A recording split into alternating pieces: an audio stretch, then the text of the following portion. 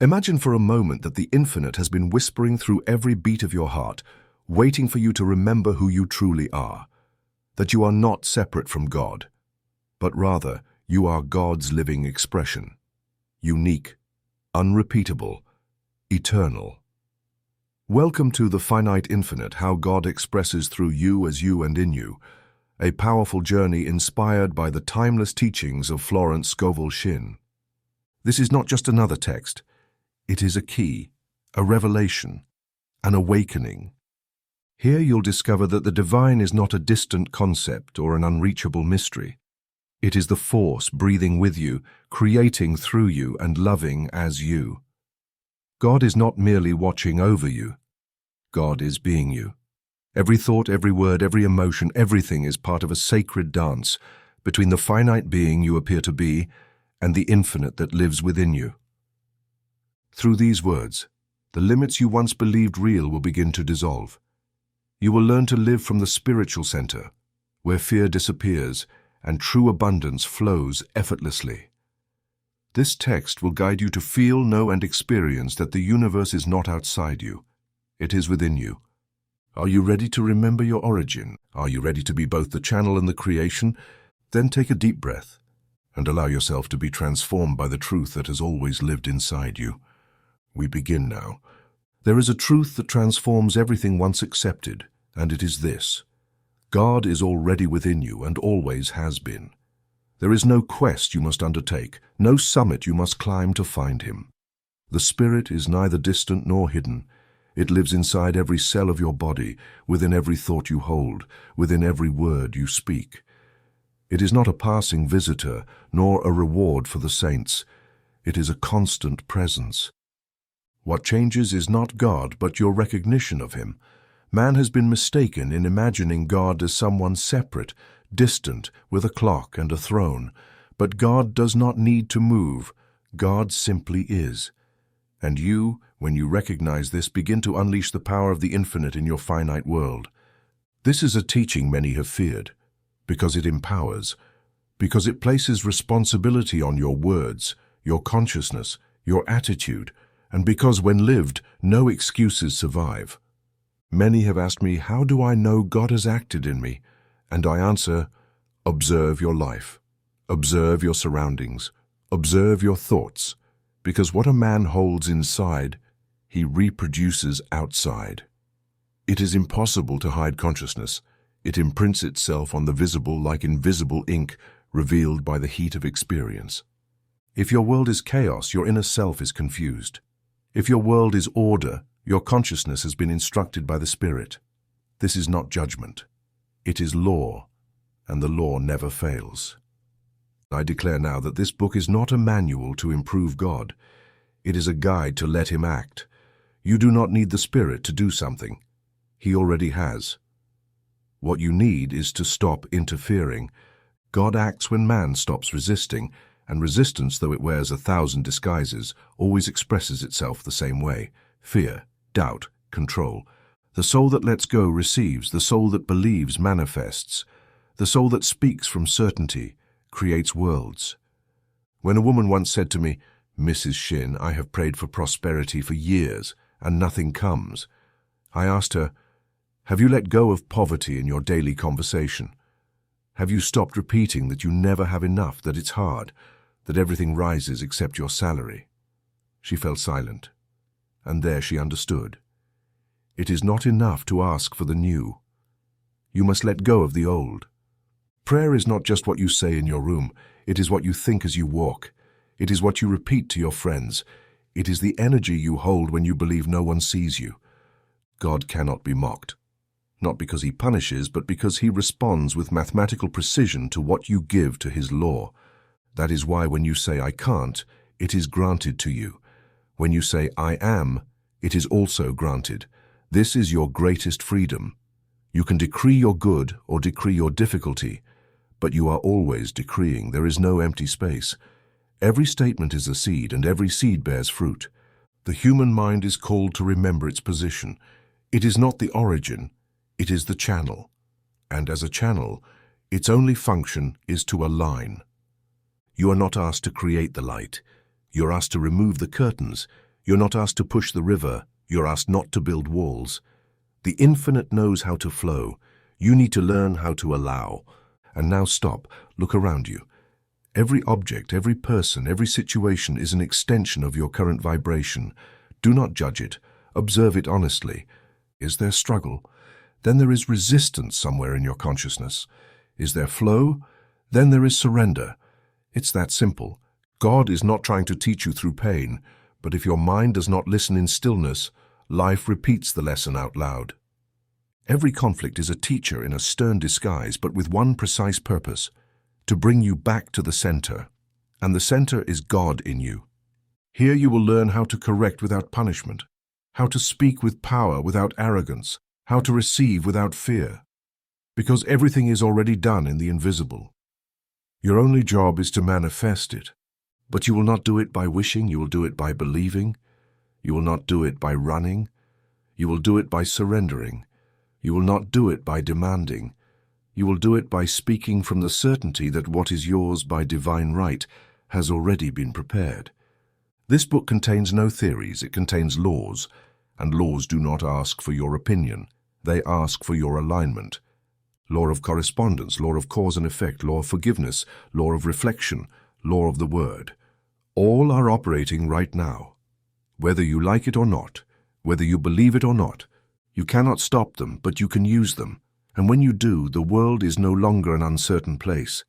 It becomes fertile ground where every word you speak produces. Do you want to change your life? Change what you say each morning. Do you want health? Stop calling your body sick. Do you want peace? Forgive what you keep repeating. Do you want abundance? Let go of the fear of spending. Every external change demands first an internal decree. God acts in your world with your permission, and that permission is expressed with faith, with word, with thought, and with deed. Here begins a new chapter, not in this book but in your life. If you allow it, every page will be a mirror, and every mirror a reminder that the Spirit is not far away, not asleep, not silent. It is within you, and it is listening. It always has been. Are you willing to speak to Him with power? Then let us begin.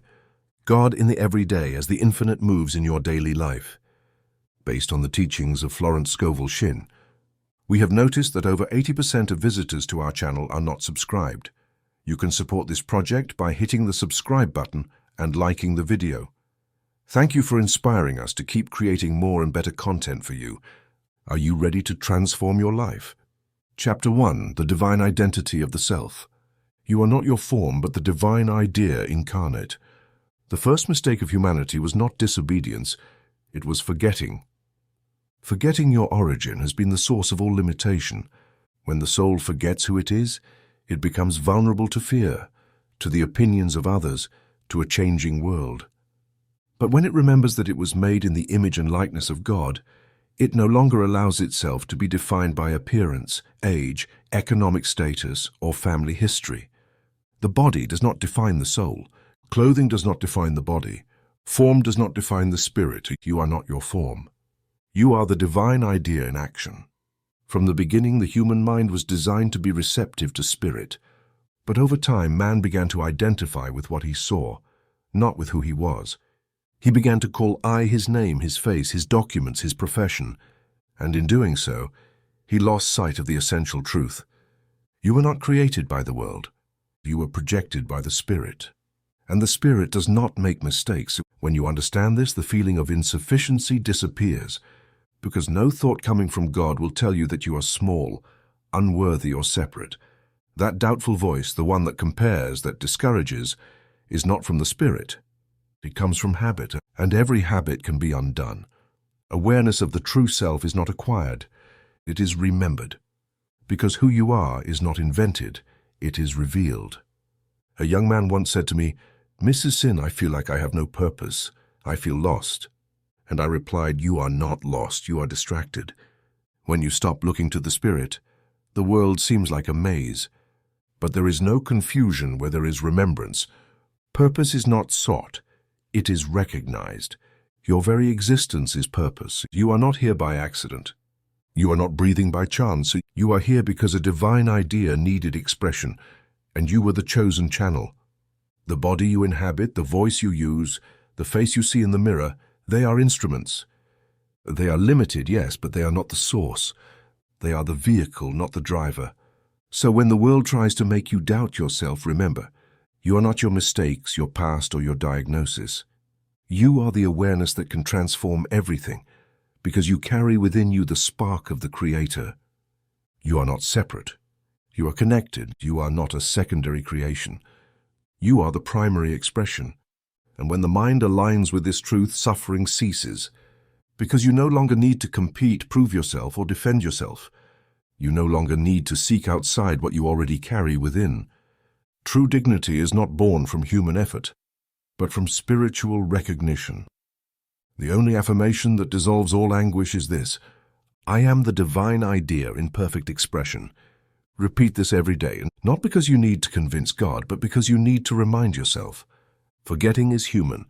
Remembering is divine, and one cannot speak of identity without speaking of origin. And origin is not flesh, it is breath. When God formed man, he did not give him a title, a belief system, or a social role. He gave him breath. And that breath remains within you. It is your very life. It is what cannot be seen, yet supports all that is seen. It is living proof that God remains in you and you remain in him. Nothing can take that from you, neither time, age, nor past decisions. Because spirit does not stain, and it can be covered but never lost. Those who identify with form live comparing themselves. If someone has more money, they feel less. If someone has more youth, they feel old. If someone has more visible success, they feel useless. But all of that is illusion, because it is not about how many things you have, but how deeply you know who you are. The greatest wealth is not possession, but awareness. And when you know you are one with God, everything else is given as addition. Jesus did not walk on water because he was special. He walked because he knew who he was. And that certainty overcame matter. Peter walked too until he doubted. Then he sank. This is how the law works. Power is not in the feet, it is in faith. And faith comes from remembrance. You can walk on any difficulty if you do not forget your origin. You come from spirit, do not forget. Now ask yourself, how many times a day do you identify with what you are not? How many times do you say, I am clumsy, I am ugly, I am poor, I am weak? Every time you do, your soul contracts. Not because it is offended, but because you are diminishing it. The spirit within you cannot operate with labels that deny its perfection. That is why true prayer is not asking for things. It is affirming your identity. I'm strong in God. I'm guided by spirit. I am the health of God manifested. This is how you cleanse your conscience and restore the soul's throne. When you speak from form, you speak from limitation. But when you speak from the divine idea, you speak with authority. Not arrogance, authority. The difference is that arrogance defends itself. Authority knows it is true. And that authority does not need to shout, it only needs to be sustained. Because truth, when sustained, transforms. Consciousness, when affirmed, creates. Spirit, when recognized, acts. This chapter does not ask you to be perfect. It asks you to remember that you already are in essence. You do not need to fight for validation. You do not need to shape yourself to please others. You do not need to let the world decide your value. All that falls away when you recognize yourself as the divine idea incarnate. Everything else falls into place. Money comes, people change, the body heals, direction reveals itself. Because all external things respond to internal certainty. The root of all spiritual error is forgetting who you are. And the solution is remembering, not with pretty words, but with firmness, practice, and daily awareness. Every time you say, I am, choose what follows wisely, because you speak in the name of the Spirit dwelling within you. Do not call yourself by what you see. Call yourself by what God has already decreed you are. And so the finite will cease to be a prison and will become a channel, the perfect channel for the infinite to express itself, through you, as you. The next step is to understand the power of your word, because now that you know who you are, you must learn to speak as one who knows it. And when that happens, the whole world changes its tone. Are you ready to speak from your spirit? Then let us continue. Chapter 2. The Spoken Word. God speaks when you speak. There is a power most underestimate because they use it every day without awareness. It is the power of the spoken word. And yet, nothing in this world moves without first being spoken. Everything you see was a word before it became form. In the beginning was the Word, Scripture says. It was not action, nor matter, nor emotion. It was the Word. The Spirit did not need physical tools to create. It spoke. And what was spoken came into being. When you speak, you are planting living energy. Every word you utter is a seed seeking soil. And that soil is your world, your relationships, your body, your work, your bank account, your mornings, your nights. All receive what you pronounce, whether intentionally or not.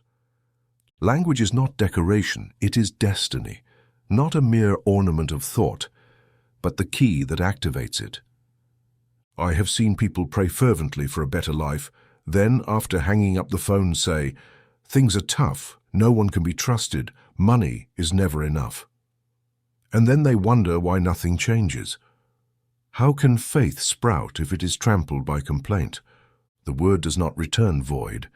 Just as words of faith build, words of doubt also build, but they build obstacles. That is why you cannot speak on impulse. Speak as one who knows each yes and no will be harvested in reality. One day a distressed woman came to me. Her son could not find work, and she kept saying, "My son is very good, but the situation is terrible." I told her, "Don't say that one more time. From today, declare that he is in the perfect place at the perfect time with the perfect job." She looked at me as if I were naive. But she said it. At first without conviction, then with hope, then with certainty. In less than 3 weeks, her son received an unexpected job offer. The word opened a path where there was no door. This is not magic, it is law. The law of manifestation responds to the vibration of your spoken word, not your silent desire.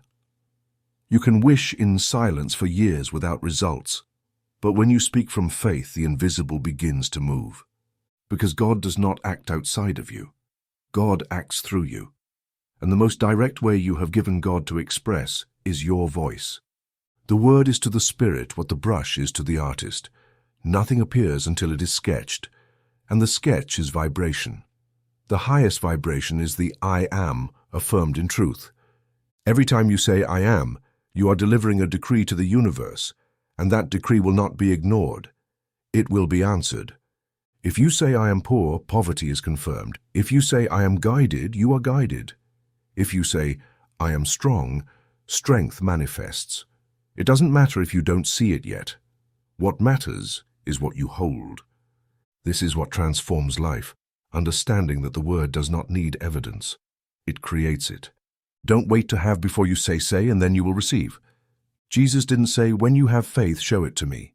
He said, "Say to this mountain, move and cast yourself into the sea." He didn't say, "Wait for the mountain to move, and then believe." The word precedes the miracle, because the word is the miracle in seed form. And have you noticed how you speak to yourself? Do you say words that build or words that limit? Do you describe yourself as valuable or insufficient? Do you call your day blessed or difficult? The Spirit cannot operate where you undermine its action. If you say everything is lost, you close the door. But if you say, "This is also part of my good," the door opens, even if you don't see how. Because what is spoken in faith precedes evidence. It's not about speaking like one who guesses. It's about speaking like one who believes. You can be in the midst of chaos and still say, "I am in divine order." You can feel pain and still affirm, "I am perfect health." This is not denial. It is direction. You are giving orders to the mental universe, and everything around you, in your body, in your world, responds. Some say to me, "But Mrs. Shinn, I don't want to lie to myself. I don't feel well." And I answer, it's not about lying. It's about choosing which reality to feed. Because if you keep affirming what limits you, you will keep feeding it. But if you start affirming what the Spirit has already prepared for you, you will see it manifest. The word does not lie. The word transforms who you are. When you speak, you are either the victim or the channel of God, because you cannot be both. If you speak as one who has lost everything, everything will organize itself to confirm that loss. But if you speak as one who has already received, even if you don't see it yet, everything will organize itself so that you do. You are not a slave to what happens to you. You are the creator of what you declare. You don't need to speak loudly. You just need to speak with faith. The word spoken with spiritual authority moves more than 1,000 unconvincing promises. Don't use your words to describe the situation. Use them to change it.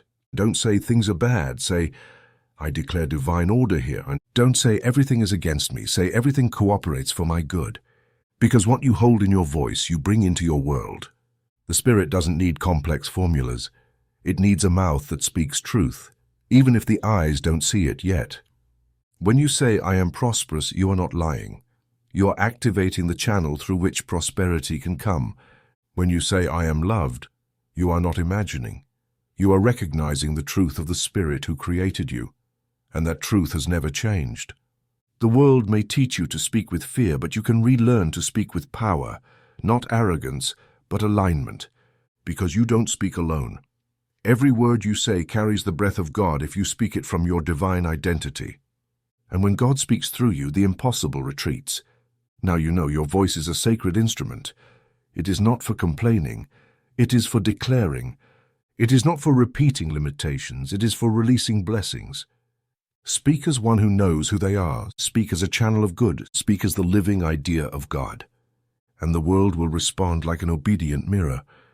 Are you ready to use your word with power? Then don't stop. The Spirit is already listening, and what you say today will be your world tomorrow. Chapter 3. Thought and vibration, the invisible mold of all reality. Thought is the cause. What you call reality is only the effect.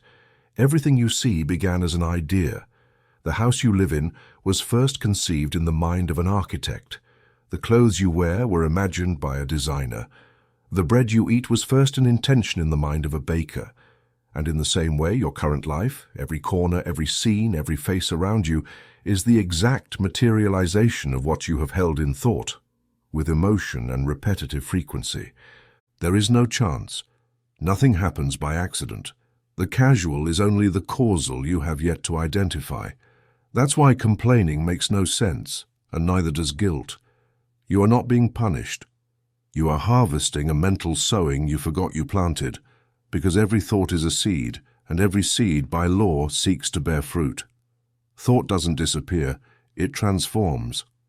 A woman once told me, why am I always surrounded by people who disappoint me? I asked her, what do you secretly think of yourself? She hesitated, but then confessed, deep down, I believe I'm not enough.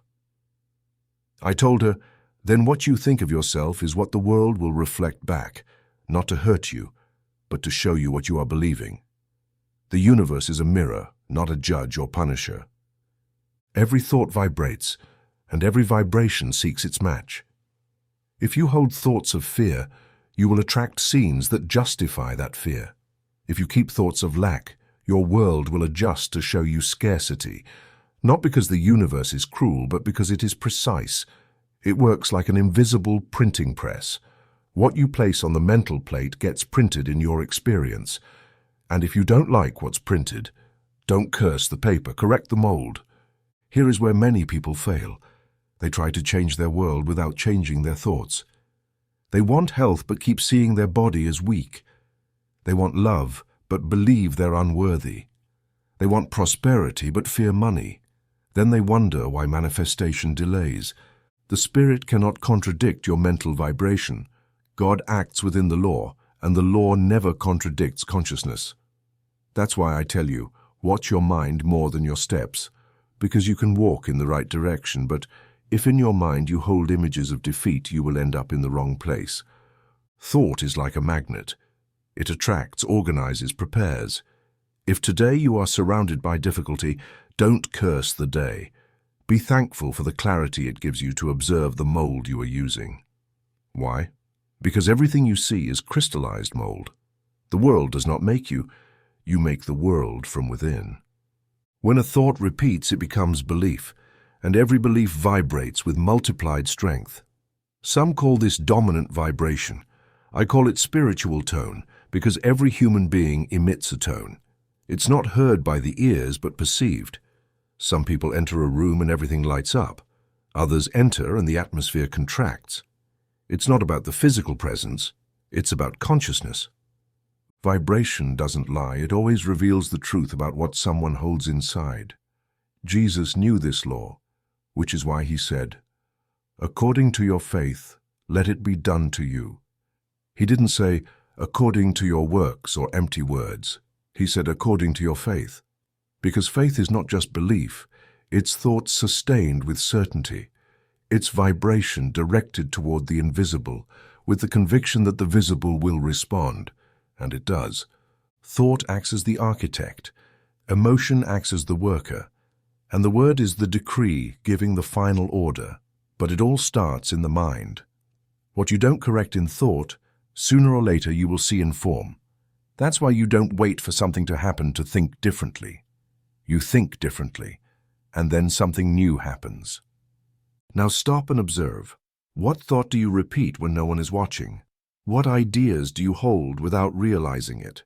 Because it's not enough to declare affirmations once a day if the rest of the time you speak to yourself with fear, judgment, or despair. The spirit doesn't respond to what you say once. It responds to what you vibrate all the time. And your vibration is nothing more than the sum of your most frequent, most emotional, most sustained silent thoughts. You don't need to control every thought, but you do need to cultivate a watchful consciousness. The mind is not your enemy. It's a garden, and you are the gardener. You can let weeds grow, or you can plant elevated ideas. You can repeat what others told you as a child, or you can replace it with what the Spirit says of you, that you are perfect, guided, provided for, healthy, and loved. Thought is not fixed. It can be renewed. And when it renews, the world obeys. I have seen healings that medicine couldn't explain, and all began with a change of thought. A woman who had suffered chronic pain for years started telling herself, "I am the health of God." At first she said it out of obedience. Then she began to feel it. Finally, her body responded. Not because the phrase was magic, but because her inner vibration changed. The body does not command the soul instructs the body through thought, and the body listens. This knowledge is not new. It is eternal, but has been forgotten because the world teaches you to react, not create. It teaches you to respond to what you see, not to direct what you want to see. But you can change that. You can think differently. You can emit a new vibration. You can establish a new mental mold, and the universe will respond faithfully, as it always has. Don't wait any longer. Choose a new thought today. Hold it, repeat it always. Say it with faith, not because you need to convince the world, but because you need to form a new invisible mold. And remember, the invisible is not less real.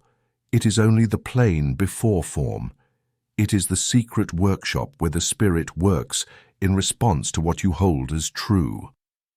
Want a new life? Start with a new thought. You don't need the world to change. You need to change your frequency. And when that happens, everything else falls into place. Because the universe does not obey your wishes. It obeys your vibration. Now you know. Every thought you choose is an act of creation. Do it consciously. Do it with faith. Do it with joy. And you will see how what once seemed fixed transforms. Because form has no will of its own. It obeys the mold. And you have the mold in your hands, in your mind, in your choice. Choose well. Because you are already creating. And what you create will be your world. Chapter 4, Faith and Action, How to Walk as if it were already true. True faith does not wait for evidence. It does not seek guarantees. It does not demand proof. Faith acts, and it acts because it knows what has been asked for has already been granted in the invisible realm. The soul that has faith neither doubts nor retreats. It does not consult fear nor negotiate with doubt. It walks as if it already holds the miracle in hand, because in the spirit it already does. It only waits for its manifestation in the visible. Most people want to see in order to believe, but the divine order is the opposite. Believe and you will see. The world teaches us to act after receiving. Spiritual law asks you to act before with the certainty that good has already been decreed. Not because you must force it, but because your action is the confirmation of your belief. It is the silent yes your conscience gives to the Spirit. A man once came to me saying, "Florence, I have decreed prosperity, but I still have no clients. What am I doing wrong?" I asked him, "Are you still acting as if you have no income?" He answered, "Yes, I feel I'm not enough. I don't invest. I don't take action." Then I said, "You are affirming lack with your actions, even though your mouth says otherwise. How do you expect the universe to respond with abundance if you behave as if you don't deserve to receive it?" The man understood. He began to move with confidence. He hired help. He renewed his workspace and he bought new business cards. Within weeks, his income increased, not because he spent recklessly, but because he acted with faith. Acting with faith is not recklessness. It means alignment. Your action is the visible manifestation of what you hold as true. If you say, "I am guided," but doubt every step, your behavior denies what you affirm with your voice. If you say, "I am healthy," but fear every symptom, you cancel your own decree. Faith is not superstition, and it is not emotion. It is applied certainty. It is sustained decision. Think of a sower. He does not wait to see the sprout to prepare the ground. He prepares it beforehand. He plants beforehand. He waters beforehand. Because he knows the seed responds to diligent action, not impatience. So does the Spirit. It has already given you everything, but you activate it all through your movement. Spiritual paralysis happens when you say you believe, but do nothing to confirm that belief. Then good seems not to come, but it's not because it's absent. It's because you gave it no space to act. Jesus healed people and then told them, "Get up and walk." He didn't say, "Wait until you feel better, then try." He said, "Act now as if the healing is already done," because in spirit it was. And when the sick obeyed, the body responded. Why? Because physical action confirmed spiritual truth. The flesh obeys faith when faith moves. A woman once told me, "I'm waiting for the right man, but he doesn't come." I asked, "Do you live as if you're ready to receive him?" She looked surprised. Her house was cluttered, her life full of commitments that left no room for anyone new, her heart still tied to the past. I suggested she tidy her house, make space, and put out a second toothbrush, create physical and emotional space for what is new. And she did. 2 months later, she met someone, not by magic, but by law, because her action told the universe, "I am ready." You can't pray for light and keep the curtains closed. You can't declare abundance and hide from exchange. You can't ask for guidance and fear the journey. Faith without action is faith declared but not lived.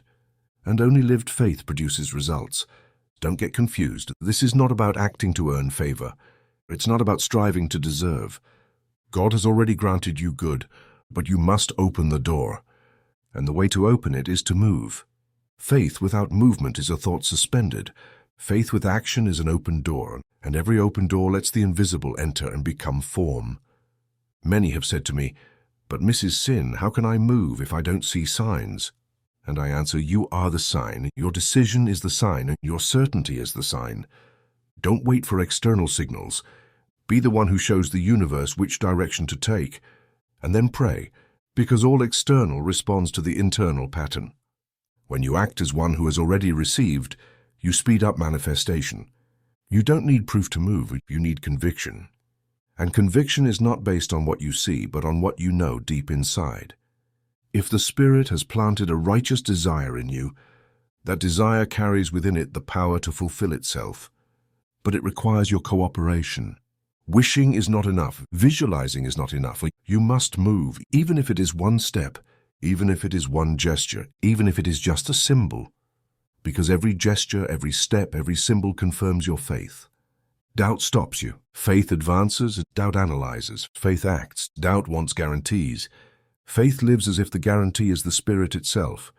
And it is. God never fails, but you must stop hesitating. The universe does not respond to mixed messages. If you say, "I want," but act as if you can't, the result will be confusion. But if you say, "I am," and act as if you already are, the result will be perfect alignment. And now, dear listener, ask yourself this. In what area of your life have you been waiting for something to happen before moving? Where have you postponed action for lack of signs? What could you do today that declares without words that you already know what belongs to you by divine right? Do it. Not because the world confirms it. Do it because God already confirmed it in the silence of your soul. And that inner testimony is enough. Move. Dress as if you have already received.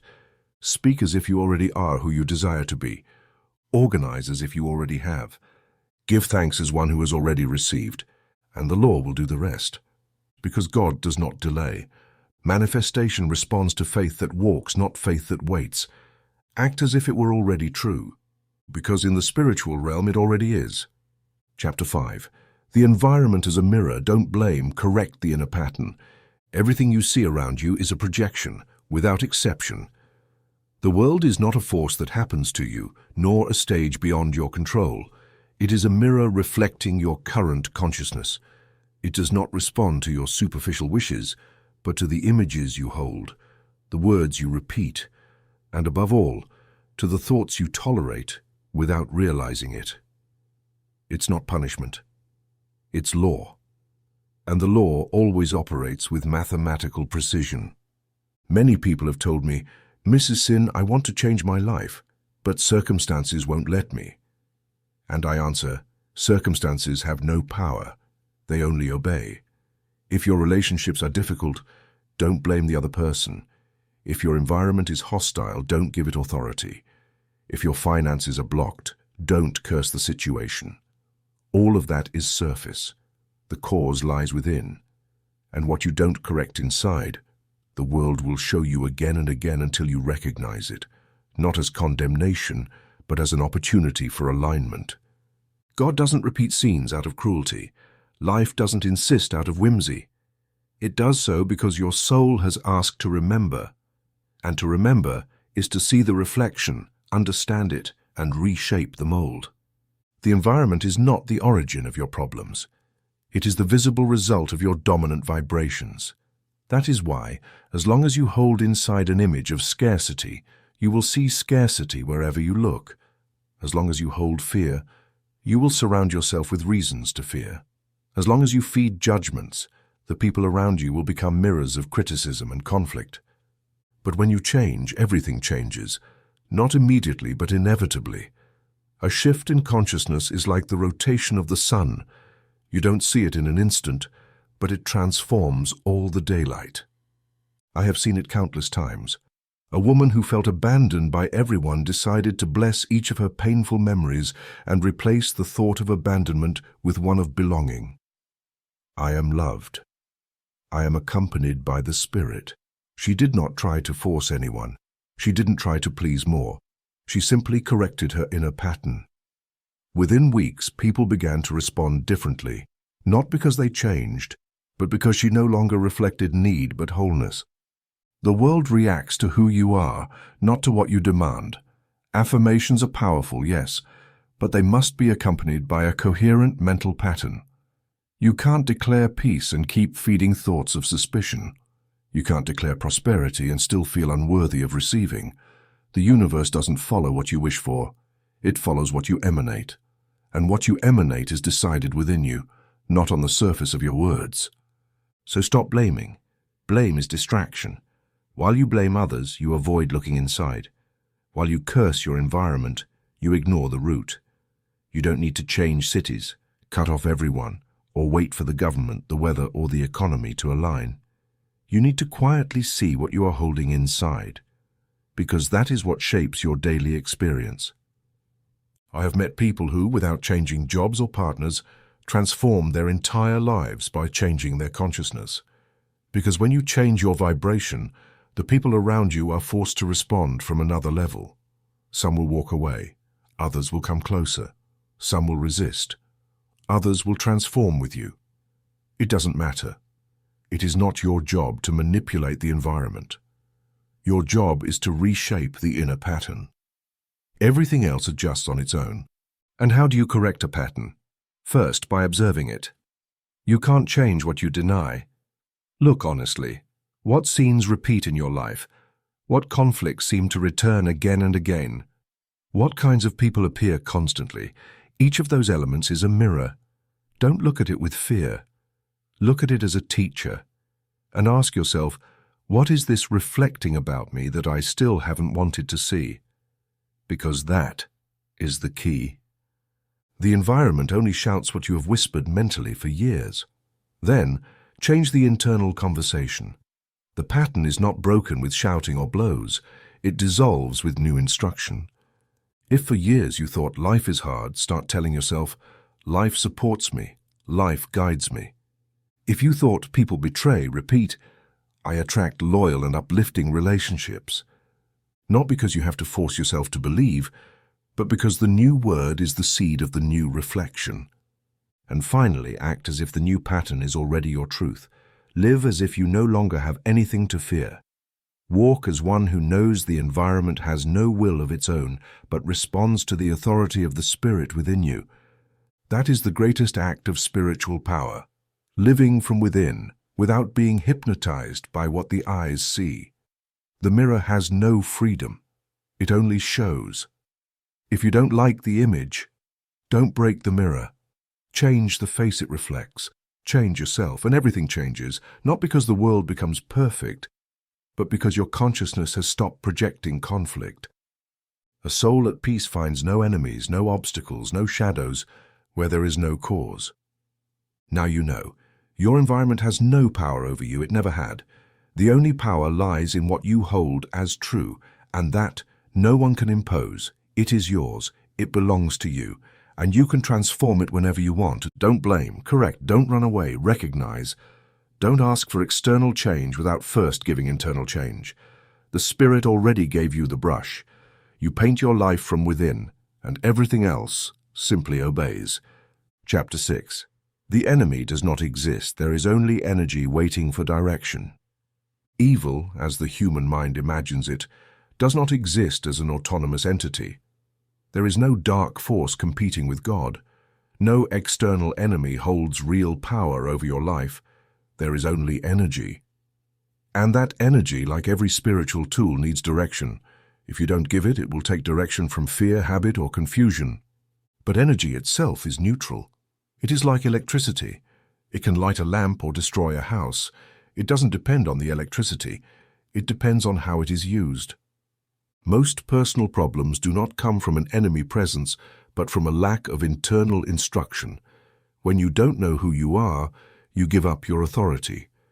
When you don't give clear orders to the mental universe, your world starts to obey old programming, inherited thoughts, unresolved emotions. Then it seems as if something outside is attacking you. But it is not an attack. It is a reflection without judgment. A woman once told me, I feel like everything goes wrong for me, as if something is chasing me. I asked, what do you say about yourself when you are alone? She confessed, many times I repeat to myself, surely it will go wrong. I always fail. Something bad will happen. I answered, it's not that something chases you. You sent it ahead with your words and your thoughts. Now you are only meeting what you put into motion. Then she understood. Because when you believe in an enemy, you create it. Not because it exists, but because you give it shape in your consciousness. Everything that seems threatening in your life is a force without purpose. And when a force has no clear direction, it seeks to express itself chaotically, not because it has a will, but because energy cannot be held back. It expresses, and if you don't give instruction from your spiritual identity, it will find release through fear, conflict, scarcity, or illness. And it will seem like punishment, but it isn't. It is just potential ungoverned. The Spirit gives you dominion not to fight, but to direct. And those who direct from Spirit have no enemies. They have obedient matter. They have available energy. They have moldable circumstances. Because everything that once seemed an enemy becomes a tool when you see it from your divine authority. Think about this. How many times do you react as if the world attacks you? How many times do you personalize resistance, believing that someone or something is against you? When you do this, you give away your power. You forget that no force outside you has greater authority than your conscious self. And the Spirit does not act under pressure. It acts under direction. It does not need defense. It needs clarity. Jesus did not fight evil. He did not rebuke with fear, but with certainty. He did not battle darkness. He lit the light, and the darkness yielded. Because the only way to neutralize misused energy is to redirect it. You don't need to destroy. You need to transform. You don't need to run. You need to speak from spirit and give command. This too serves me. This too can become good. And it does. In the material world, there are polarities, cold and heat, night and day, noise and silence. But in the spiritual plane, there is only one substance, and that substance takes form according to your instruction. The enemy only exists when you don't know who you are, because the spirit within you has no rival, and where there is no rival, there is no war. Where there is no war, there is peace. And where there is peace, energy is ordered. Therefore, do not fear what seems to oppose you. Do not curse what you don't understand. Do not exhaust yourself trying to eliminate forces. Rather, claim your authority and redirect. If there is illness, proclaim health. If there is conflict, proclaim order. If there is scarcity, proclaim provision. Not because you are inventing it, but because you are remembering God's perfect plan for you. And by remembering, you restore it. How do you redirect misused energy? Comparable to thought and action, but above all with consciousness. Aligned consciousness. Aligned consciousness does not fight, it declares. It does not react, it reorganizes. It does not fear, it recognizes. When you know that everything happening to you can be channeled for good, you become invulnerable, because the enemy dissolves as it loses its purpose. It becomes a river that returns to its course, a force that returns to its center. I have seen people transform their lives, not by removing difficulty, but by stopping to interpret it as a threat. A man, angry with his boss, one day decided to bless every work situation and declare, "This environment strengthens me. I am the order in the midst of this." Without seeking it, he was promoted, not because his boss changed, but because he stopped resisting and began directing. The energy ordered itself. The chaos dissipated. This is what the Spirit wants you to remember. You are not at the mercy of outside forces.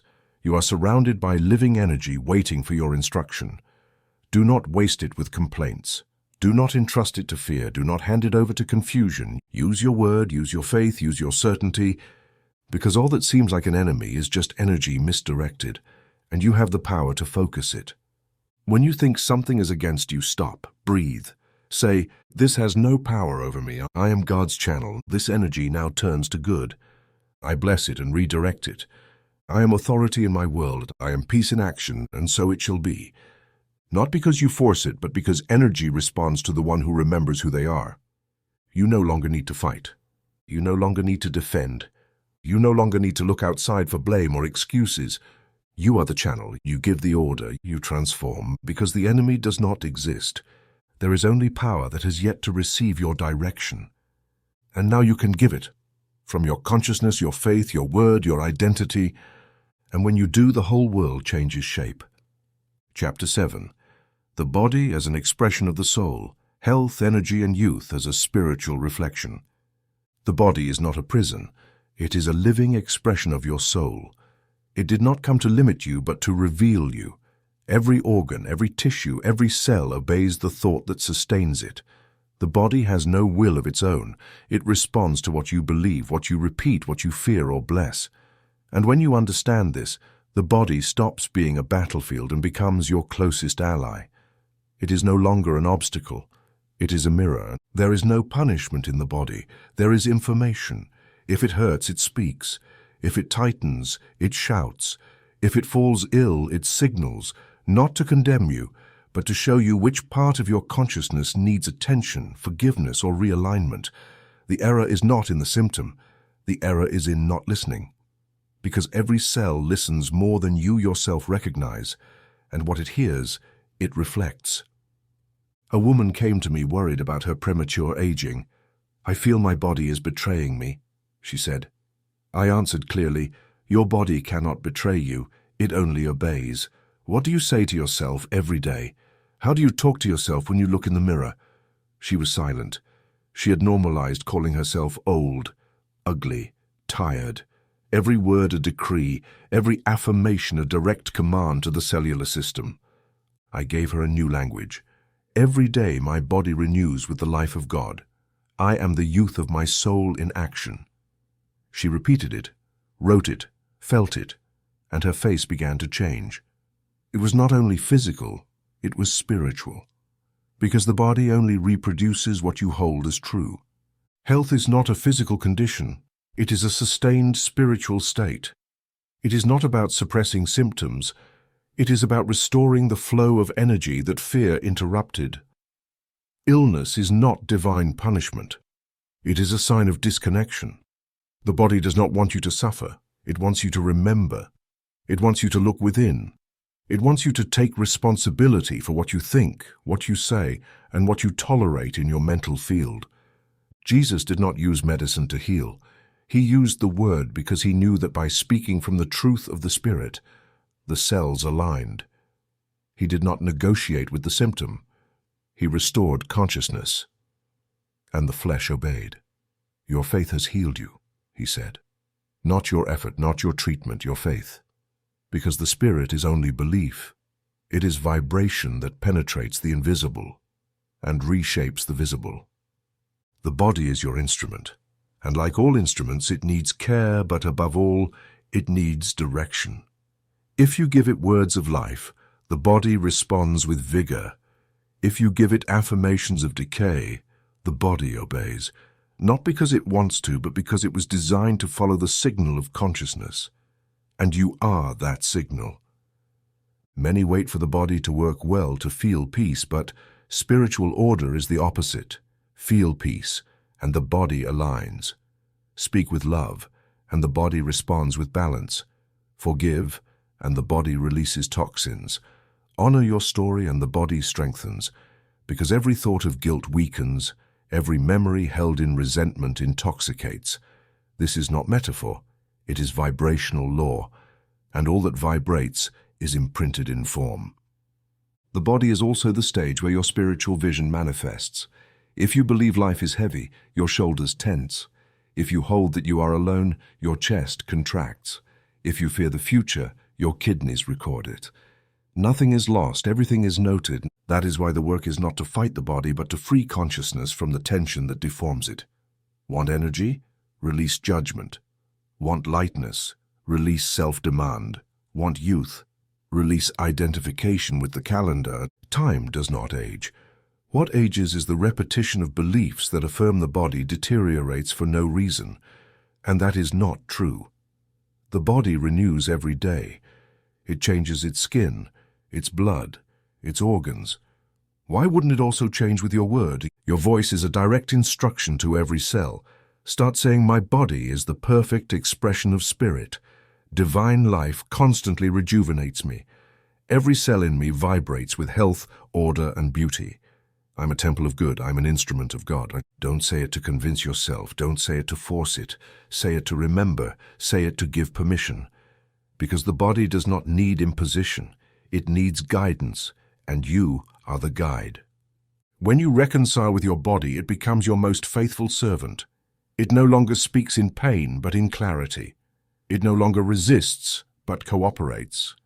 It no longer groans, but sings. And if some ailment persists, don't declare yourself a victim. Declare yourself a channel of restoration. Say, this is revealing something I need to release. I listen. I bless. I correct. And so even what seemed negative transforms into a door of healing, and the body is not at war with you. It is waiting for your leadership. It is waiting for your elevated consciousness. It is waiting for you to stop repeating the language of the world, that language that glorifies exhaustion, disease, and decay, and start speaking the language of eternal life. Because the spirit in you does not age, does not fall ill, does not weaken, and you are not flesh, you are soul inhabiting form. You are divine idea taking body. And as long as you hold that truth, your body will reflect the beauty of the soul that inhabits it. Now you know, you are not destined to suffer in your body. You are destined to express God through it. Every cell recognizes this. Every organ awaits it. Every system is ready to align. But you must give the command. You must speak like one who remembers. You must think like one who honors. You must walk like one who is already whole. The body is not your enemy, it is your most exact mirror. And if you speak to it with love, it will respond with wisdom, because it too wants to manifest good, just like you. Chapter 8. Time and Manifestation, How the Eternal Moves Within the Chronological. The Spirit does not count days, it does not watch clocks, it is not governed by calendars. For God, everything already is. What you wait to happen has already been granted in the eternal. The human mind lives trapped in the idea of when, but spiritual consciousness knows that all good things have already been prepared. The only thing that varies is the date you allow it to manifest. Many people pray asking, when will my miracle come? When will my situation change? When will I see what I have decreed? But these questions reveal a consciousness that still believes time rules. And time does not rule, does it obey? It is a useful structure to organize human experience, but it does not limit the Spirit. The Spirit does not wait. The Spirit enters. You are the one who, with your vibration, decides when you receive. Time does not delay. Sustained doubt is what delays. Impatience does not speed things up. It only weakens the channel. When you grow impatient, you are affirming with your energy that what you asked for is not yet here, and the universe responds by confirming that absence. But when you give thanks as if you already have it, the universe understands that you can release what was already ready. A woman came to me desperate because her business was not prospering. She said, "I've already decreed it, I've already visualized it, but nothing changes." I asked her, "Are you moving in faith, or are you counting the days?" She confessed she anxiously checked her sales every night. I told her, "You are planting, but every day you're digging up the seed to see if it has sprouted." The Spirit does not need to be rushed. It needs trust, and trust does not wear a watch. To plant in the invisible means to act, speak, and think as if what you desire is already on its way, without the need for immediate proof. Because what you plant with certainty sprouts. The time between planting and manifestation is not punishment. It is alignment. There are desires that require you to grow a little more before receiving them. There are requests that, if they arrive too early, would confuse or distract you. God does not deny you anything, but He also does not give you what you are not yet ready to hold. Good is not delayed. It is synchronized. Imagine a farmer planting seeds. He does not despair the next day because he does not see fruit yet. He knows each seed has its maturation time. But he knows, with equal certainty, that the harvest will come, and he keeps working and he keeps trusting. He does not live in anxiety. He lives in serene expectation. Because faith does not demand, faith prepares. There are people who cancel their manifestation out of impatience. They say, "This doesn't work," just as the miracle was about to sprout. They abandon the decree, surrender to doubt. And then the channel blocks, not because God closes it, but because consciousness shuts down. But you can choose to hold steady. You can choose to keep acting as one who has already received, even if you do not see it yet. And then, time loses its power to intimidate. The eternal moves in the chronological when you create a bridge of faith. You do not need to alter the calendar. You need to raise your consciousness. When you are ready, time organizes itself for you. What seemed late arrives on time. What seemed lost is restored. What seemed impossible finds a way. Because manifestation does not depend on the world, it depends on your inner certainty. Jesus never said, "Wait until this passes." He said, "Get up, go in peace, do it now." Because he lived from the consciousness of the eternal, he knew that what man waits for is already available in the kingdom. The problem is not that God delays, it is that you still doubt, but that can be corrected. Not with anxiety, but with practice. Every time you act with faith, you shorten time. Every time you give thanks before seeing, you accelerate the synchronization. Every time you decide not to worry, you dissolve the invisible obstacle that was delaying your blessing. Don't ask when anymore. Ask, am I ready to receive this with joy, order, and maturity? Because if you are, then there is no waiting. There is manifestation. Even if you do not see it yet, it is already gestating. Like the unborn baby that already exists. Like the seed that has not sprouted, but is already working underground. Everything true comes, and it arrives when you are in the frequency of receiving. When time seems long, do not get frustrated. Bless it. Tell time, I bless you and let you act. I know my good is already done, and you are just organizing the perfect moment to reveal it. Time is not an enemy, it is a tool, and you can use it to mature, to affirm, to strengthen your faith. But do not make it an excuse. Don't say, "It's just not the time." Say, "I prepare myself to receive what is already mine by divine right, and time will be your witness." Now, dear listener, stop counting days. Stop measuring hours. Stop conditioning your faith to the calendar. The Spirit does not need time. You need certainty.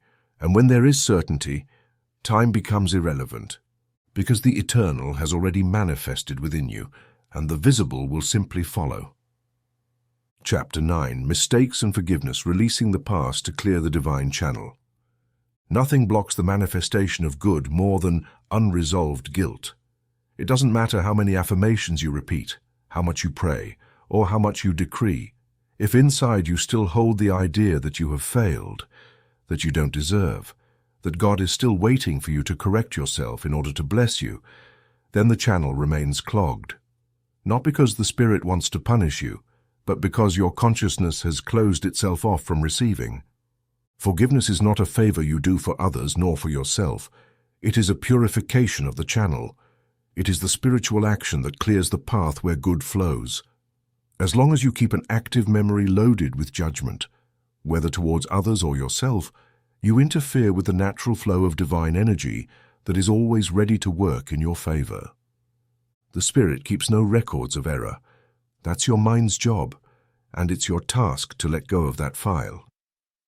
I've heard many people say, "I know God loves me, but I still struggle to forgive myself." And I respond, God already forgave you before you even knew you had erred. It's not the Spirit that must release you. You are the one who must stop holding the whip. Because some suffer not only for a past mistake but have learned to identify themselves by it, and then they no longer see it as an experience, but as a title. But you are not your past. You are the current channel of good, and good needs clean space to enter. Guilt makes noise in the soul. It doesn't allow you to hear the gentle voice of divine guidance. Guilt tangles your thoughts, clouds intuition, weakens the body, and above all, it cancels out decrees. Because no matter how much you affirm I am worthy, if inside you hold an emotion that says otherwise, the universe obeys the stronger vibration, not the prettiest phrase. An unforgiven emotion always wins the game. A woman once told me, "I can't forgive the one who hurt me, they ruined my life." I asked, "What life has resentment given you?" She was silent. Resentment, like guilt, does not protect. It chains. The ego thinks forgiveness is weakness, but it is actually the most powerful act. Because when you forgive, you are saying, "Nothing external has power over me. I withdraw my energy from this scene. I free myself." Forgiveness doesn't erase the past, it redeems it. It makes it neutral. It removes the energetic burden. It tells your internal system, "This event no longer has authority over me." And that is enough. You don't need to justify the other. You don't need to understand everything. You don't need the story to change. You need to release your attachment to judgment. Because judgment, even the quietest, is an anchor, and God cannot make you fly while you remain chained to the ground of your own condemnation. And if the mistake was yours, the process is the same. Recognize it. Be grateful for the lesson. Free yourself. God is not waiting for you with a ledger book. God is in the present. And if you stay living in yesterday's mistake, you cannot tune into today's blessing. The divine channel needs daily cleansing, not with guilt, but with recognition, not with punishment, but with truth. Say, "I recognize that I acted out of ignorance. I release the need to carry this. The Spirit restores me. I let go of the past and allow the new to enter." And so it will be. Not because you earned it, but because forgiveness is not earned, it is accepted. The universe does not require penance, it requires alignment. And alignment comes when you let go of unnecessary weight. Jesus did not ask for proof of repentance. He said, "Your sins are forgiven. Go in peace." Because he knew forgiveness is not negotiation. It is liberation. The one who forgives allows good to enter. The one who does not forgive even if they pray, still has the doors closed. The Spirit does not ignore, but you must remove the block. And that block is persistent guilt. How do you know forgiveness was real? Because it stops hurting. Because there is no emotional burden. Because you don't repeat the story. Because you can look at the past without wanting to fix it. Because you understand that everything led you to this moment, and this here is enough to start anew. Forgive. Because good wants to arrive and cannot. Forgive. Because health manifests when the soul lets go. Forgive, because stagnant energy sickens the body, but released energy rejuvenates. Forgive, because while you hold guilt, you declare that the mistake was stronger than God, and that has never been true. You are not here to accumulate mistakes. You are here to transform them into stepping stones, and every time you forgive, you rise one level, not for others, but for you, for your channel, for your alignment. Because you are the bridge between the invisible and the visible, and that bridge must be clean for good to pass through without resistance. Today is a good day to clear the channel. Today is a good day to release the old story. Today is a good day to declare, I forgive myself, I forgive, I release, and good enters without obstacles, and so it will be. Because forgiveness is not concession, it is power, and you already have it. You just have to use it. Chapter 10. Money as obedient energy, effortless abundance from the right consciousness. Money is not a spiritual problem. Money is energy that obeys. It does not think, it does not judge, it does not choose whom to approach based on moral merit or need. It flows toward where it finds an available consciousness. If it does not flow in your life, it is not because it is lacking in the world, but because there is an internal instruction that stops it. Scarcity is not an external lack, it is internal resistance. And what is resisted is postponed. I've often heard phrases like, I didn't come into this world to get rich, I came to evolve. And I respond, do you really think God evolves with your poverty? Nothing limits divine expression as much as a consciousness in conflict with provision. Because while you believe money is dirty, difficult, or undeserved, your soul sends out a signal of rejection. And money, which is obedient, stays outside, not as punishment, but by vibration. Money has no character of its own. It is neither good nor bad. It is like electricity. It can heat a home or burn it down. Everything depends on the direction it receives. That is why the first thing you need to attract it is not an external strategy, but an internal reconciliation. You must forgive what you believe about money. You must forgive yourself for wanting it. You must release the judgment you have inherited about it. Because as long as you desire it with one hand and reject it with the other, the channel remains closed.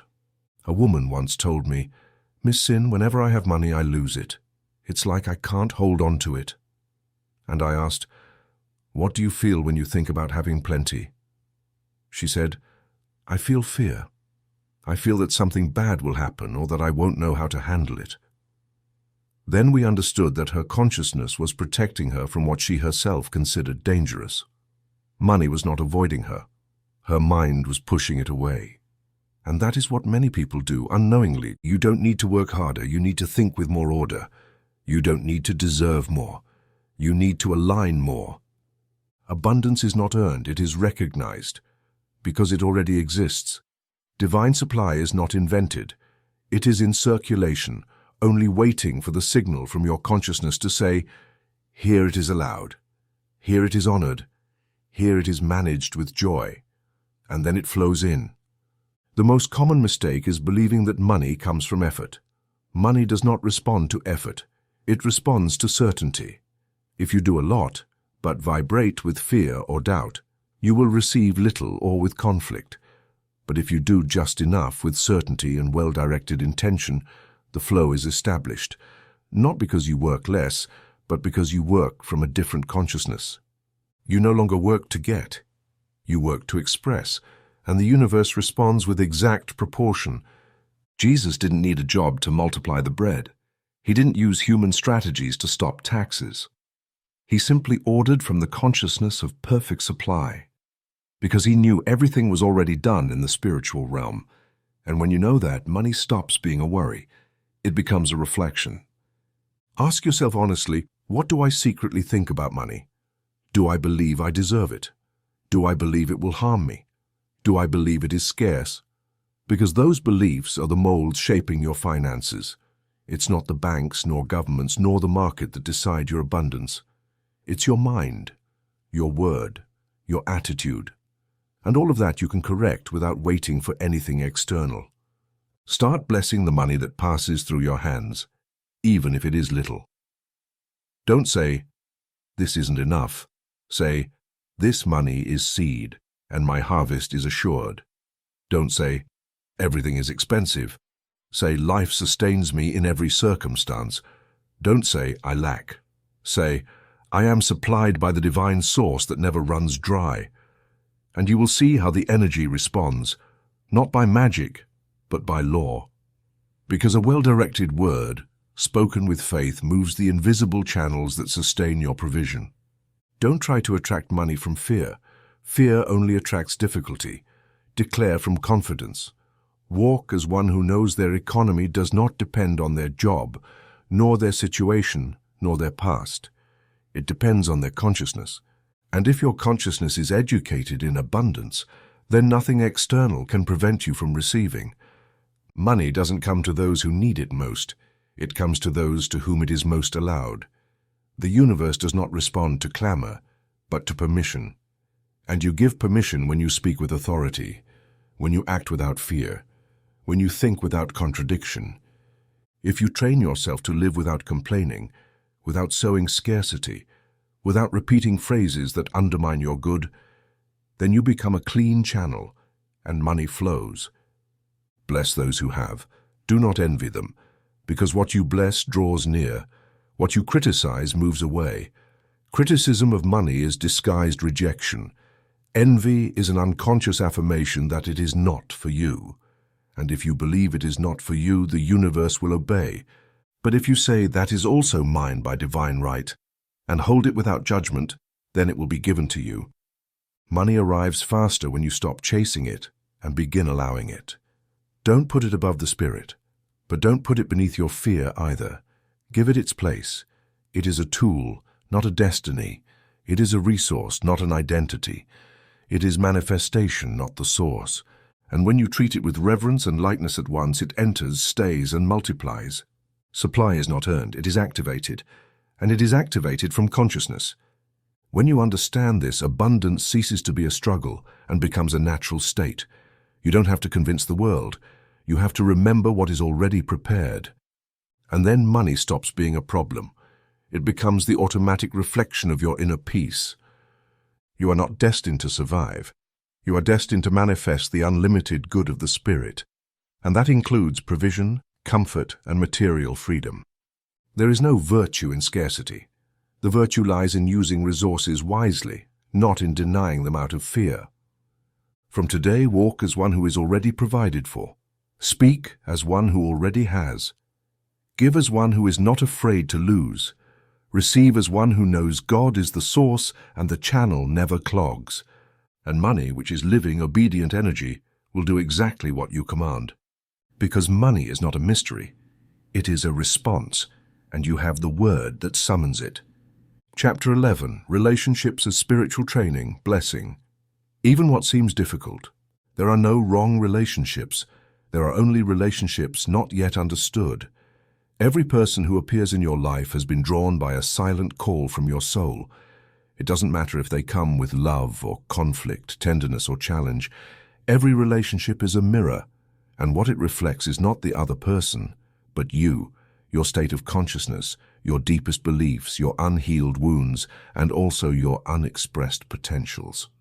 That is why those who understand this stop fearing connections, because they no longer see themselves as victims of others, but as students of their own reflection. Many seek relationships to feel better, but relationships are not here to please you. They are here to elevate you. If a person awakens anger, impatience, or need within you, it is not because they are your enemy, but because they are touching a part of you that needs to be recognized, forgiven, transformed. And if you only react, you repeat the pattern. But if you see it, observe it without judgment, bless even what makes you uncomfortable, then the bond becomes a portal for healing. A woman once came to me troubled about her husband. He criticizes me all the time, makes me feel less. I've tried everything, but he doesn't change. I asked her, "What do you think about yourself when you're alone?" She answered, "I think I'm not enough." I said, "Then he's not hurting you. He's showing you your wound, not to blame you, but so you can heal it." And she understood. She didn't need him to change to start healing. She needed to change the way she saw herself. A few months later, her husband changed too, because the reflection had been corrected at the root. Every difficult relationship is a golden opportunity to evolve spiritually, not because you must endure abuse, but because everything that moves you reveals you. You're not here to collect perfect people. You're here to remember your perfection through others, even and especially when others seem not to see it. That is why the first step to healing your bonds is not to fix the other, but to ask yourself what you are projecting. Do you feel betrayed? Examine your relationship with yourself. Do you feel ignored? Check if you ignore your own inner voice. Do you feel rejected? See if there are parts of you still reject. Life makes no exceptions. It simply returns what you hold as truth. And if you change that truth, you change the quality of your connections. Jesus said, "Love your enemies," not because you must submit to pain, but because love is the only force that corrects without destroying. When you bless someone who has hurt you, you are not denying what they did.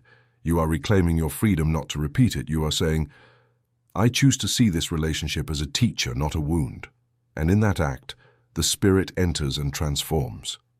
Forgiving in a relationship doesn't always mean continuing it, but it always means letting go. When you don't let go of the emotion chases you. Resentment does not punish the other. It anchors you. And as long as you keep judgment alive, the pattern will repeat itself, even if you change faces. But if you release, bless, and thank even the hardest lesson, the universe recognizes you are ready for a new level of connection, a higher one, a more conscious one. Relationships are not about finding the perfect other. They are about cleaning the mirror until you can see yourself clearly through it. If you keep attracting pain, it's not because you are unlucky. It's because there is still a part of you that needs attention. Not to blame you, but to return your power. Because when you correct inside, everything outside changes color. I've seen people heal years-old bonds without a single conversation. Not because they resigned themselves, but because they decided to stop emitting the frequency of struggle. And then the other responded, sometimes coming closer, sometimes moving away, but always in harmony. Because when you raise your vibration, others have only two options, align or step aside, and both are blessings. Every time someone irritates you, say inside, "Thank you for showing me what I haven't resolved yet. I bless this relationship. I release it from judgment, and I free myself from resentment. I allow the Spirit to correct where my mind cannot reach. And you will see the burden lighten, the reflection soften, even the hardest face turn neutral. Not because the other changed, but because you no longer need them as your teacher. You have learned. You have integrated. You have healed. Never underestimate the power of a relationship. The smallest one can open enormous doors. The simplest gesture can awaken dormant memories. The most ordinary word can reveal an ancient pattern. And if you are present, awake, willing to see with the eyes of the soul, then every bond becomes a temple, and every person a mirror that returns you to yourself. Today, you can stop fighting in your relationships. You don't have to win, convince, or justify. You only have to bless, observe, and correct within. Because outside, there are no enemies. Outside, there are only scenes that reflect the script you're holding inside. Change the script, and you'll see the whole theater transform. And the most beautiful part is you don't need others to change. You only need to remember who you are. And when you remember, no one can hurt you, because there is no longer a wound. There is only light. And that light transforms everything it touches, including relationships. Chapter 12. The Law of the Perfect Reflection. Your world doesn't lie, it only repeats what you hold inside. What you see outside is what you carry within. There are no exceptions. The world is not unfair. It is precise. It reflects without error what you affirm, what you believe, what you fear, and what you keep in secret. It doesn't make mistakes. It doesn't invent. It doesn't guess. The world has no will of its own. It has vibrational obedience. That's why when you see a repeated scene, a conflict, a loss, a lack, a difficult relationship, don't take it as punishment. See it as instruction. You are being guided to review what truth you are holding inside. Repetition is not punishment. It is opportunity. The universe repeats until you understand, and when you understand, it no longer needs to insist. There is no one out there deciding how much you must suffer. There is only a perfect law of correspondence. Your experience always matches your frequency. And your frequency is not determined by what you say out loud, but by what you hold most consistently, with the strongest emotion and the deepest belief. I have met people who repeat affirmations all day, but at the same time complain, worry, and self-punish. Then they get frustrated because it doesn't work. But the problem is not the law. The problem is that the dominant vibration remains the same. It's not enough to declare a beautiful phrase if the rest of the day you hold thoughts of scarcity, guilt, or rejection.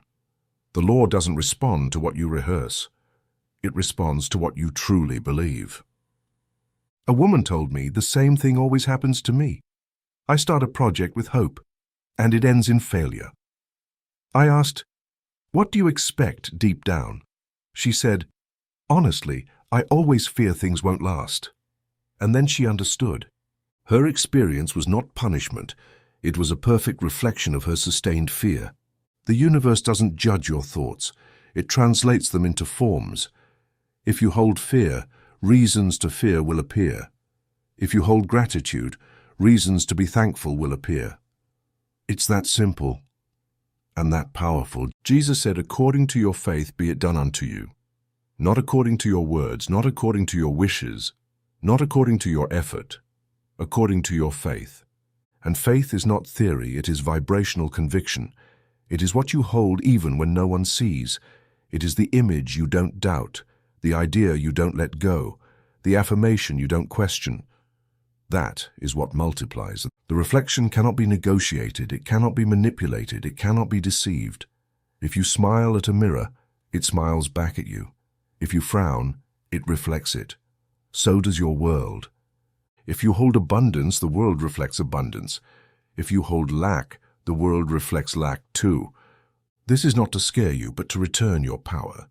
Because you can change the reflection as soon as you change the inner gesture that produces it. When you change your dominant thought, you change your repeated reality.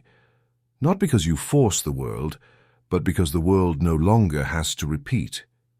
If the pattern has been corrected, the reflection updates. That's how the law works. It's not personal, it's precise, like sowing and harvesting. If you plant a lemon seed, you won't harvest apples. And if you plant thoughts of fear, you won't harvest peace. But if you firmly decide to plant another idea, the new fruit is inevitable. And that's what we often forget. Every repetition in our life doesn't come to punish us. It comes to clearly show us what we haven't transformed yet. If you keep attracting the same type of partner, the same kind of problem, the same feeling of frustration, it's not because you're doomed. It's because you're still holding a frequency that produces that result. And if you change the frequency, you change the outcome. I've seen people leave years of difficulty with just one change. They stopped holding the idea that the world owed them something. They started speaking differently, thinking differently, blessing what they once cursed, and life changed. Not because the environment was magical, but because the reflection was reprogrammed. You don't need others to change. You need to stop holding the image that produces that experience. Ask yourself honestly, what are you holding repeatedly in your mind that you no longer want to experience? What story do you silently repeat without realizing it and then see projected in your daily life? Not to blame yourself, but to become aware. Because once you see the pattern, you can change it. And when you change it, the law obeys, because it always has. From today, stop fighting your reality. Don't argue with the mirror. Don't curse the image. Correct the inner gesture. Change the word. Change the emotion you feed. Change the belief you embrace. Because what is not transformed repeats, and what is held multiplies. God does not want you to repeat cycles of pain. God wants you to recognize the message, and recognize it with power, not with guilt. You are not trapped, you are being instructed. And if you take the instruction, if you change the vibration, if you renew the mind, then repetition ends. Bless every reflection, even the most uncomfortable one, because it is showing you your creation. And if you created it unknowingly, now you can recreate it consciously. And that is true freedom, knowing that the reflection does not govern you, it only follows you. The world does not lie, it obeys you. The universe does not fail, it listens to you. And you can begin now to hold a new truth, one that reflects joy, peace, abundance, and order, because that too is available and waiting for your permission to manifest. Chapter 13, Active Surrender, letting go with certainty, allowing the spirit to act without interference. Most people believe that surrender means losing, that letting go is giving up to failure, that releasing control is passivity or weakness. But in spiritual law, letting go is not surrender, it is trust. And trust is not sitting and waiting in fear, it is moving forward with certainty that the invisible is working with divine precision. When you let go, you don't abandon, you surrender. And conscious surrender is the soul's most powerful tool. Human control comes from fear, the desire to force comes from doubt. The impulse to have everything planned comes from the illusion of separation. But the spirit does not need your effort to act, it needs your permission. And that permission is given when, having done your part, you step aside and let divine intelligence finish the work. Like the sower who waters and cares, but does not dig up the soil to check if the root is growing. He knows the law works without his intervention. A woman came to me in distress because she couldn't find answers to a complicated legal matter.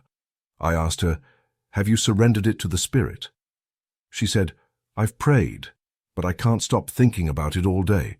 I replied, "That's not prayer, that's persistence disguised. The Spirit does not act amid anxiety. It acts when you step aside in faith." The woman understood. She said aloud, "I surrender it, I bless it, and I step out of the way." A week later, she received unexpected news. The case resolved clearly, because the interference had ceased. When you don't let go, you're saying you know better than God, that you can control circumstances better than divine order. But the Spirit does not impose itself, it waits, and when it sees you release the helm, it takes it, and it guides with wisdom your mind could never anticipate. That is why the act of letting go is not weakness, it is spiritual maturity. It means, I have sown, I have affirmed, I have given thanks. Now let the law fulfill its part. Letting go does not mean abandoning your responsibility. It means releasing the inner tension that blocks manifestation.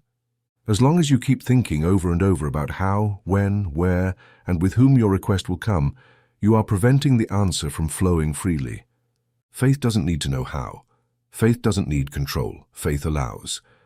And the clearest permission is when you can say, even if I don't see it yet, I know it is already done. Active surrender is different from passivity. The passive waits without conviction. The surrendered acts in peace without anxiety. The passive doubts and freezes. The surrendered moves with confidence, but without force. Because they know good is not built by human effort, but by spiritual collaboration. And you collaborate when you do not interfere. Many believe that if they are not worried, they are not doing anything. But worry does not move energy. It blocks it. Persistence does not open doors. It closes them. Anxiety does not speed up processes. It confuses them. But when you breathe, bless, and let go, the path clears, because the Spirit can enter and do what you cannot, move the invisible, organize the perfect, and manifest without error. Jesus taught this law with a single phrase, "Let your will be done." And that will is not resignation.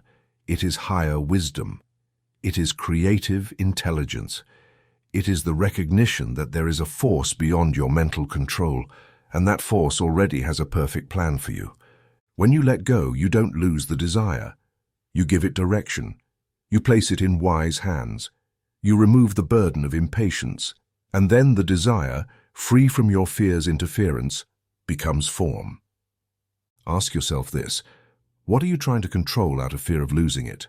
What situations do you hold with anxiety instead of surrender? That is where you must practice active surrender. Don't say anymore, "I need this to happen."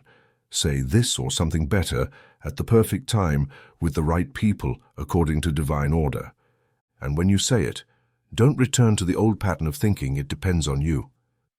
Take care of your vibration, your word, your peace, and let the Spirit do its part, because it never fails. But you must make space. From today you can practice a new way of living. Declare what you desire. Act as one who already has it. Give thanks as one who has received, and let go as one who deeply trusts. And when doubt returns, because it will, say again, "I don't need to control. I don't need to force. I surrender. And the divine acts without my interference."